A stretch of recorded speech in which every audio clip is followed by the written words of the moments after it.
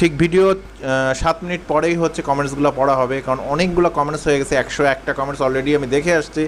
আর ভাই কিছু বলার নাই। আর বরাবরের মতো আজকে আমি তোমাদের রিফাত পুরুষ, আমি গাড়ি চালাবো এবং সাথে থাকছে আমাদের শয়তান পুরুষ। আমি আজকে গাড়ি চালাবো।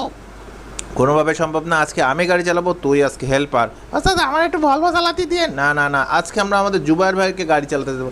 ওস্তাদ তুই তো অভিজ্ঞতা সম্পন্ন ড্রাইভার না, উনি চালায় না, লাগাই দেবে। তুই এত কথা বলিস না, আমরা জুবায়ের ভাইকে একটু গাড়ি চালাতে দেবো, সেটা এখানে না, টাঙ্গাইল পার হওয়ার পরে।